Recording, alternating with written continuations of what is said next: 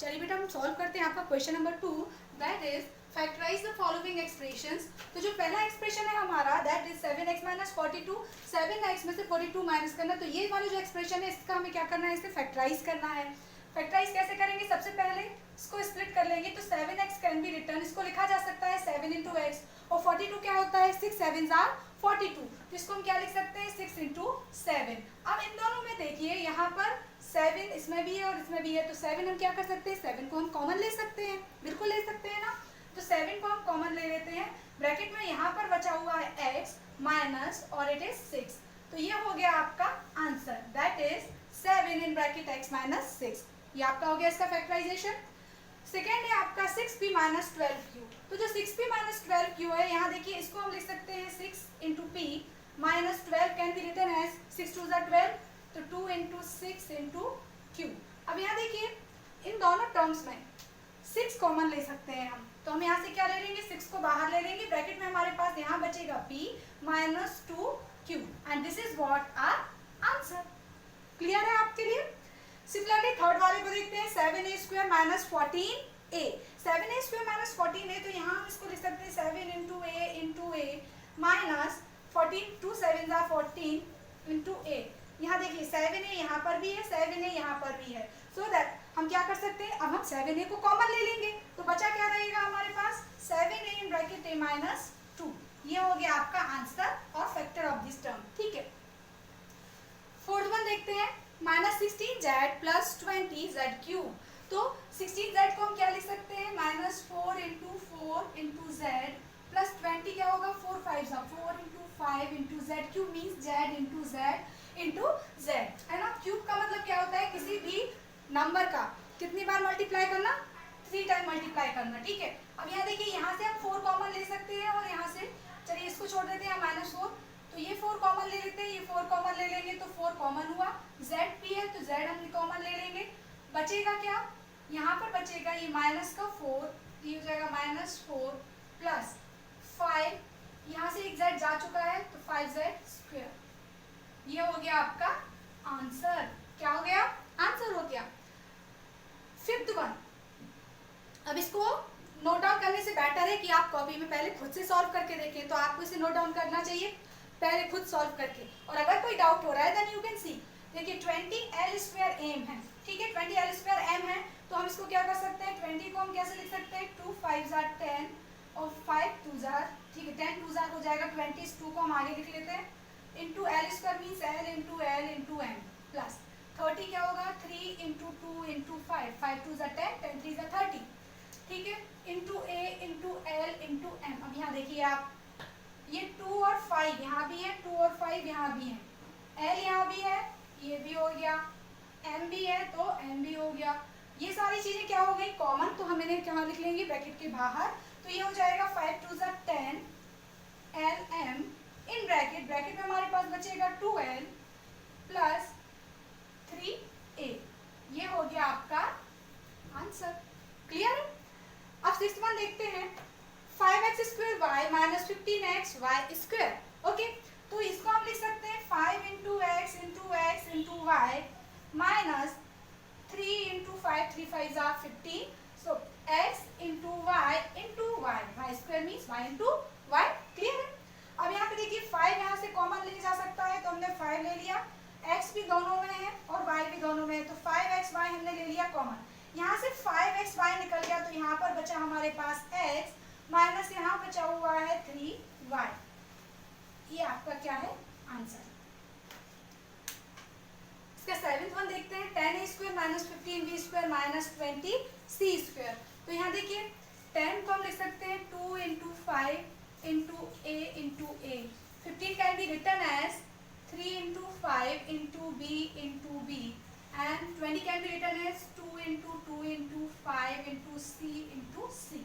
देखिए यहाँ पर इन तीनों में अगर हम ध्यान से देखें तो there is only 5 we can take as common, केवल 5 ही है जिसे हम क्या ले सकते हैं कॉमन ले सकते हैं जो इन तीनों टर्म्स में है।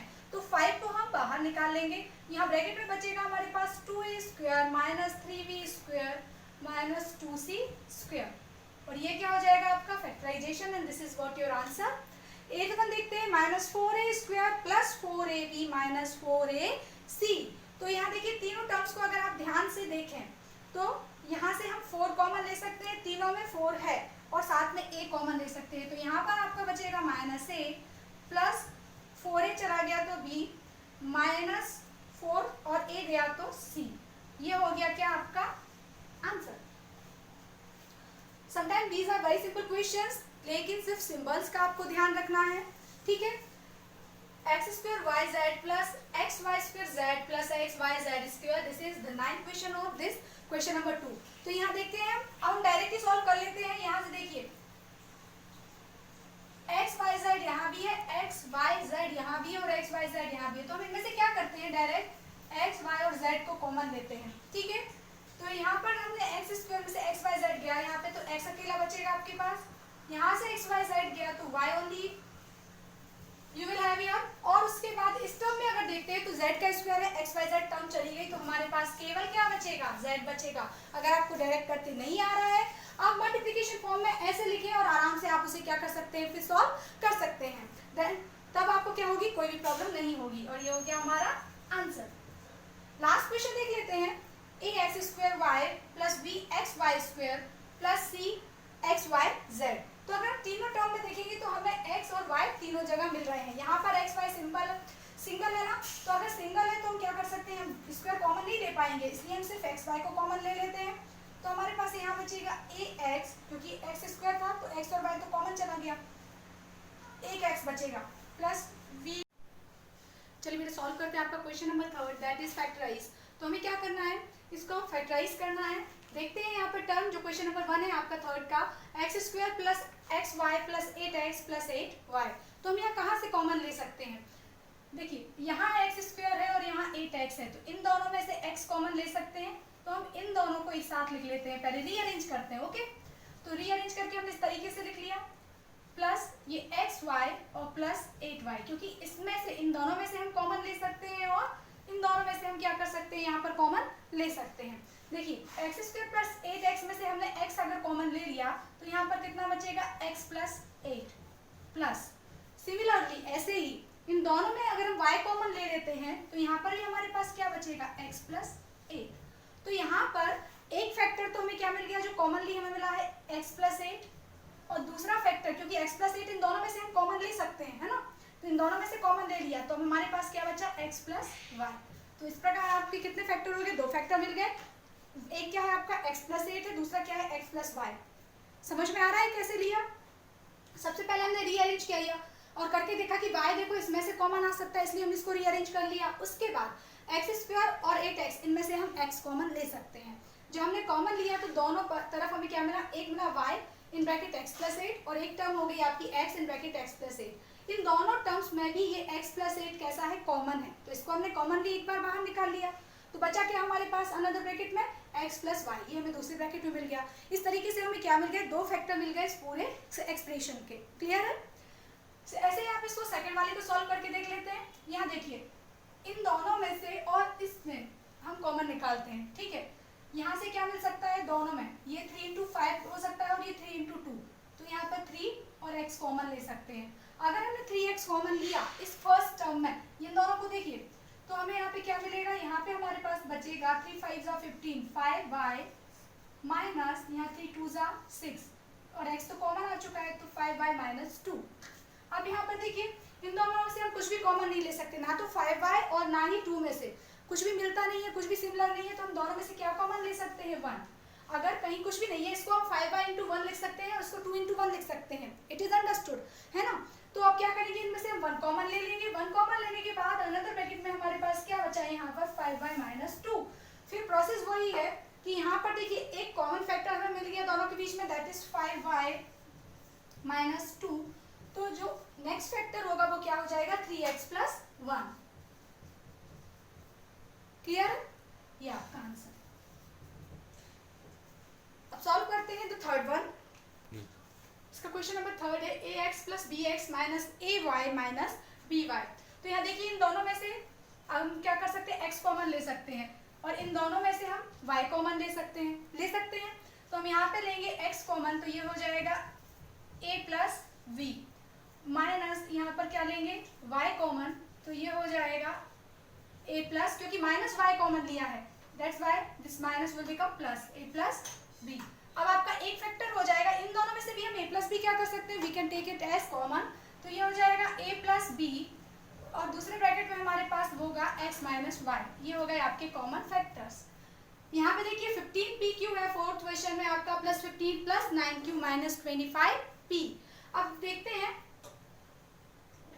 15pq प्लस 15 और 9q माइनस 25, इनमें से हम क्या ले लेंगे कॉमन। अगर इनमें से हम कॉमन लेंगे तो यहाँ पर हमें क्या मिलेगा 15pq, दोनों में से 15 कॉमन हो जाएगा, वन टर्म है 15 कॉमन ले लें अगर, तो pq प्लस 1, नहीं इसको ऐसे कॉमन नहीं लेंगे क्योंकि हमें सेकंड टर्म में भी कॉमन चाहिए है ना, तो हम कॉमन लेंगे 15pq और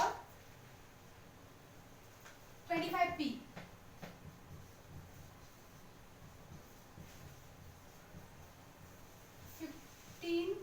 प्लस 9q, ठीक है, इनमें से हम कॉमन ले लेते हैं।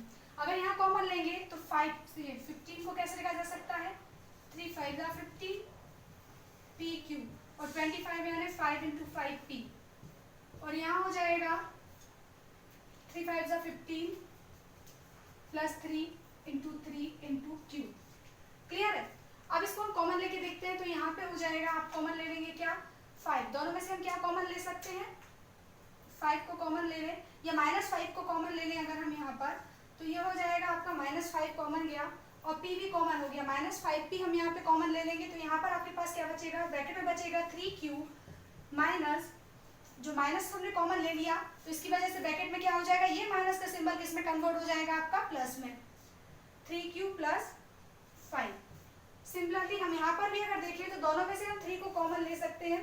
अगर हमने प्लस 3 कॉमन ले लिया यहाँ पर, तो यहाँ पे होगा 5 प्लस 3q, तो 3q प्लस 5 लिखे या 5 प्लस 3q लिखे, बात कैसी है, एक ही है। अब हम ये दोनों कैसे एक जैसे ही, तो इनको भी हम क्या कर सकते हैं, इनको कॉमन ले सकते हैं। हमने इनको अगर कॉमन ले लिया तो एक ब्रैकेट में हमारा फैक्टर हो गया 3q प्लस 5 और दूसरे ब्रैकेट में जो फैक्टर हो जाएगा that is 3 minus 5p। Clear है आपको, ये हो गया आपका आंसर, माइनस 5p प्लस 3 ऐसा आएगा ना, तो हम उसको रिवर्स करके भी लिख सकते हैं 3 माइनस 5p, पॉजिटिव नंबर आगे लिख लिया, नेगेटिव नंबर पीछे लिख लिया। अब फिफ्थ वन देखते हैं, यहाँ देखिए z माइनस 7 है, तो अगर आपकी पहली टर्म हो गई z माइनस 7, इन दोनों में से हमने कुछ कॉमन लिया तो हमारे पास क्या बचा 1, प्लस दूसरी टर्म हो गई ये दोनों 7xy माइनस xyz, यहाँ से हमने क्या कॉमन ले लिया माइनस 7, तो यहाँ माइनस 7 नहीं, एक्स वाई दोनों में, एक्स वाई टर्म दोनों में कॉमन आ सकती है, तो हमने माइनस एक्स वाई कॉमन लिया। क्या कॉमन ले लिया माइनस एक्स वाई, क्यों माइनस क्यों लिया, क्योंकि चलो पहले इसे बिना माइनस के सॉल्व करके देख लेते हैं तो आपको समझ में आ जाएगा। एक्स वाई सिंपली हमने अगर कॉमन लिया तो यहाँ हमारे पास बचा क्या 7 और माइनस जेड, लेकिन हमें क्या चाहिए 7 नेगेटिव चाहिए और z पॉजिटिव, z माइनस 7 होना चाहिए, हमारे पास क्या आ रहा है 7 माइनस जेड। तो इसको रिवर्स करने के लिए हमने क्या किया, यहाँ से माइनस भी कॉमन ले लिया, तो अब क्या हो गया माइनस एक्स वाई। जब माइनस कॉमन लेते हैं तो पॉजिटिव नंबर कैसा हो जाएगा नेगेटिव, और नेगेटिव क्या हो जाएगा पॉजिटिव में, तो इसको हम क्या करेंगे, ये हो जाएगा आपका अगेन z माइनस 7। क्लियर है आपको, और ये हो गया 1 z माइनस 7। अब z माइनस 7 दोनों के बीच में एक कॉमन फैक्टर की तरह बिहेव करेगा, तो हम इसको बाहर निकाल लेंगे। दूसरे ब्रैकेट में हमारे पास बचेगा 1 माइनस एक्स वाई, और ये क्या है आपका फैक्टराइजेशन, और ये फैक्टर्स हैं किसके, इस पर्टिकुलर एक्सप्रेशन के। चलिए, तो ये थी आपकी एक्सरसाइज 14.1 जो कंप्लीट हो चुकी है। आप इसे अच्छे से नोट डाउन कर लीजिए, समझ लीजिए। कोई डाउट है then you can please ask in comment section. अब हम सॉल्व करेंगे एक्सरसाइज 14.2। Thank you.